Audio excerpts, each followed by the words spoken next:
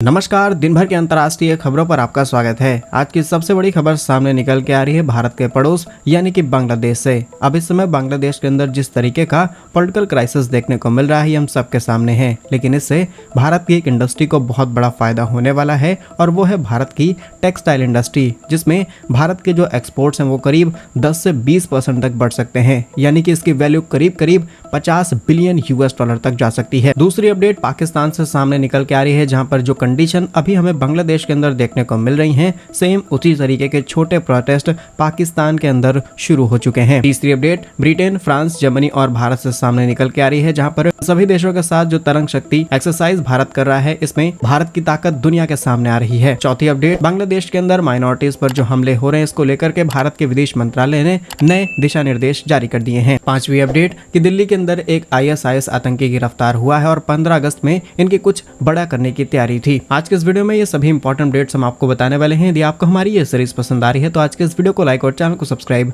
जरूर कीजिए। सबसे पहले और इंपॉर्टेंट अपडेट की बात की जाए तो ये बांग्लादेश से सामने निकल के आ रही है, जहां पर आज बांग्लादेश टेक्सटाइल एक्सपोर्ट का किंग माना जाता है आफ्टर चाइना, और आज बांग्लादेश से textile US, Germany, UK, Spain, Poland, France और दुनिया के तमाम बड़े देशों के अंदर एक्सपोर्ट किए जाते हैं। लेकिन इस समय बांग्लादेश के अंदर जो पॉलिटिकल क्राइसिस है, इसका एक बड़ा बेनिफिट भारत को मिल सकता है, बिकॉज बांग्लादेश के अंदर काम करने वाली जो तमाम टेक्सटाइल इंडस्ट्रीज हैं, ये किसी भी हालत में किसी भी कीमत पर भारत आना चाहती हैं, भारत में नए प्लांट सेटअप करके अपना एक सिक्योर बिजनेस चाहती हैं, क्योंकि ना ही ये किसी और देश के अंदर जा सकते हैं। और इन सभी कंपनीज को जो खासकर बांग्लादेश के अंदर टेक्सटाइल इंडस्ट्री में काम कर रही हैं, इन्हें अपना प्रोडक्शन जल्द से जल्द शुरू करना होगा, अदरवाइज इन्हें काफी ज्यादा लॉस उठाने पड़ेंगे। एक्सपर्ट्स के मुताबिक बांग्लादेश में आए इस पॉलिटिकल क्राइसिस की वजह से इसका बेनिफिट भारत को मिल सकता है और भारत के टेक्सटाइल एक्सपोर्ट में 10 to 20% की बढ़ोतरी हमें देखने को मिल सकती है। अब जैसे कि हमने आपको बताया कि बांग्लादेश US के अंदर करीब $10 बिलियन का टेक्सटाइल एक्सपोर्ट करता है, जर्मनी में 9.6 बिलियन, UK में 4 बिलियन, स्पेन में 4 बिलियन और पोलैंड में करीब $3 बिलियन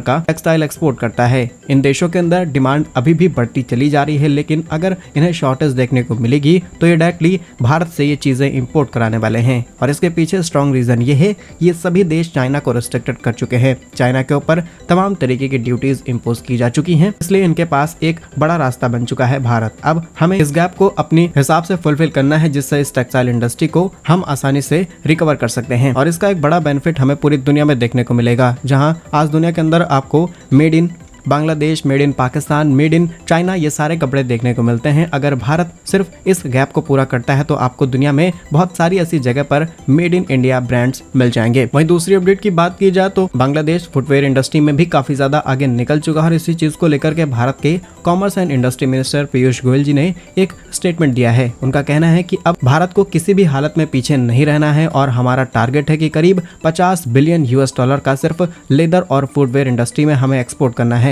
इसके लिए 2030 तक के कई नए ड्राफ्ट प्रोजेक्ट सेटअप किए जा चुके हैं, जिससे हम इंटरनेशनल मार्केट में अपनी इस इंडस्ट्री में भी पकड़ बना सकें। अगर आप नहीं जानते कि भारत की टेक्सटाइल इंडस्ट्री इस समय कैसी है तो आइए आपको बताते हैं। असल में साल 2022 के डेटा के मुताबिक भारत की टेक्सटाइल इंडस्ट्री करीब $165 बिलियन की थी और 2030 तक ये बढ़कर के करीब $350 बिलियन की हो जाएगी। लेकिन इस गैप की वजह से हमें $50 बिलियन का एड ऑन मिलने वाला है, जिससे ये सीधे सीधे $400 बिलियन की होने वाली है। और ये डेटा कोई और नहीं बल्कि CAGR ने बताया है, जिसमें 10% की ग्रोथ रेट हर साल इस इंडस्ट्री में हो रही है। अगर इकोनॉमिक कंट्रीब्यूशन की बात की जाए तो भारत की टेक्सटाइल इंडस्ट्री इंडिया की GDP में करीब 2.3% का कंट्रीब्यूशन देती है और इंडस्ट्री आउटपुट में करीब 7% हिस्सेदारी है। और यदि आपको याद हो तो लास्ट ईयर ही गवर्नमेंट ने कई प्रोजेक्ट शुरू किए हैं, जिसमें हम भारत के अलग अलग राज्यों में टेक्सटाइल पार्क सेटअप करने वाले हैं, यानी कि एक ऐसा पार्क सेटअप किया जाएगा जहां पर टेक्सटाइल में इस्तेमाल होने वाले जितने भी मेन कंपोनेंट्स हैं, मेन मशीनरी है,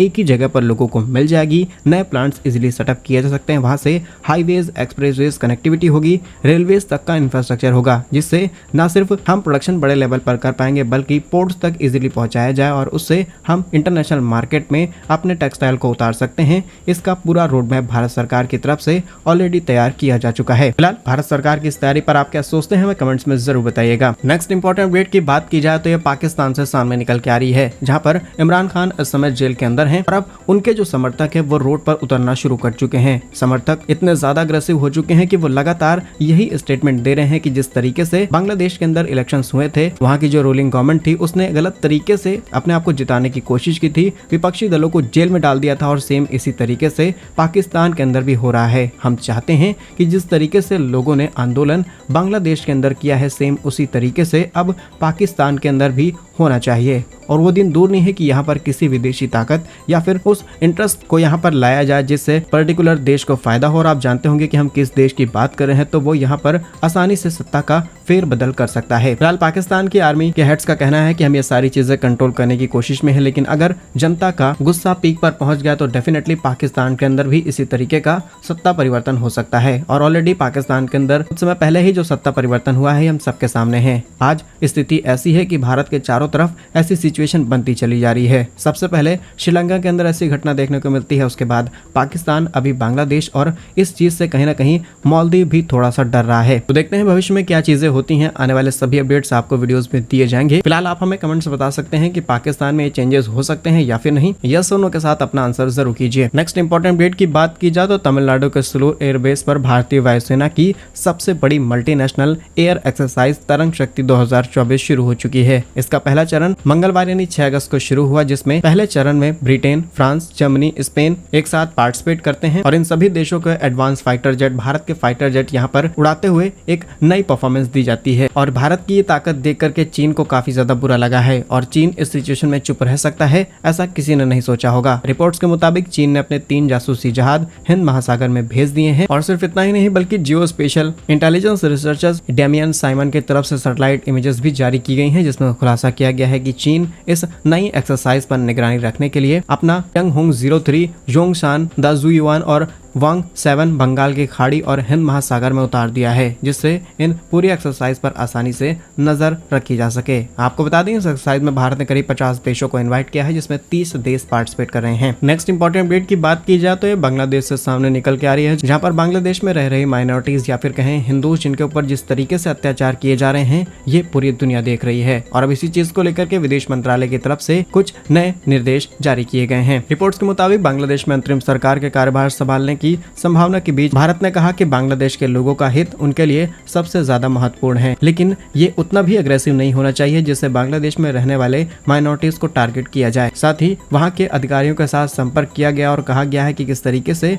वहां पर फंसे हुए भारतीयों को सुरक्षित निकाला जाए। लेकिन अभी भी भारत की होम मिनिस्ट्री की तरफ से क्लियर सिग्नल्स दिए जा चुके हैं कि किसी भी इलीगल को यहाँ पर घुसने की इजाजत नहीं दी जानी चाहिए, क्योंकि वहाँ पर तमाम ऐसी जेल्स हैं जिन्हें तोड़ा जा चुका है, जिसमें कई खतरनाक लोग बंद थे और अब ये सब बाहर आ चुके हैं। गलत तरीके से भारत में घुसने की कोशिश करेंगे और भविष्य में भारत में भी ये दंगे बढ़ा सकते हैं या किसी ऐसी वारदात को अंजाम दे सकते हैं जिससे शायद भारत को काफी ज्यादा डैमेज हो। फिलहाल इस चीज को लेकर के पीएम मोदी ने भी ट्वीट करके सारी इन्फॉर्मेशन दी है कि बांग्लादेश में रहने वाले अल्पसंख्यकों के साथ किसी भी तरीके का भेदभाव नहीं किया जाना चाहिए और जो भयानक तस्वीरें हमारे सामने आ रही हैं, हम उम्मीद करते हैं कि ये सारी चीजें जल्द से जल्द कंट्रोल हो जाएं। नेक्स्ट इंपॉर्टेंट अपडेट की बात की जाए तो दिल्ली में एक ISIS आतंकी को गिरफ्तार किया गया है और ये वो व्यक्ति है जिसे NIA के मोस्ट वांटेड लिस्ट में शामिल किया गया था। ये 15 अगस्त में शायद भारत के अंदर कुछ बड़ा करने की तैयारी में था, लेकिन समय से पहले इसे पकड़ा जा चुका है। जानकारी के लिए आपको बता दें कि इस आतंकी के ऊपर करीब 3 लाख रुपए का इनाम था और गिरफ्तार आतंकी का नाम